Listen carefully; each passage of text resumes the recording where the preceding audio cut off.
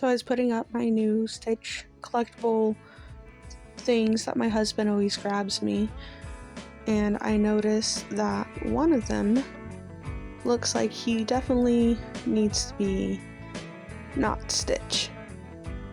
He looks just like he could be 625. I got my paints and immediately started putting a white base layer over them. This is not the first Stitch mini thing that I've customized.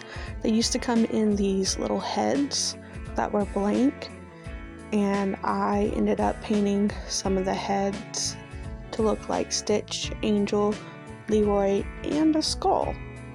So I'm really trying to cover every surface except for the sandwich that he's holding in the white base layer paint. It is just apple 50-cent tubes from Walmart, but a couple layers of this and the yellow will be able to hopefully not have so many layers to do of yellow over yellow, which doesn't build up very easily without a white base.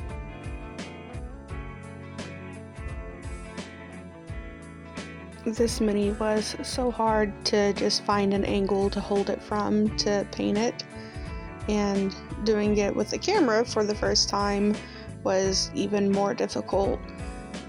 I set the mini aside and let it dry, did a couple more coats, and then came back to start painting it yellow.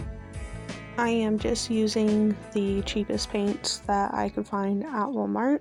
It's what I always use, but the problem with that is that they do go on quite thin and you need a couple more layers, and that's what I'm realizing in this clip, is that even with the white I'm going to need several layers of this yellow. So that's what I ended up doing for the rest of the evening, but I forgot to film.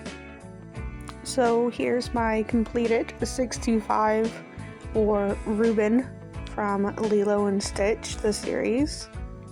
He is my favorite cousin from this series, and I think I got him close enough, even though the ears aren't right.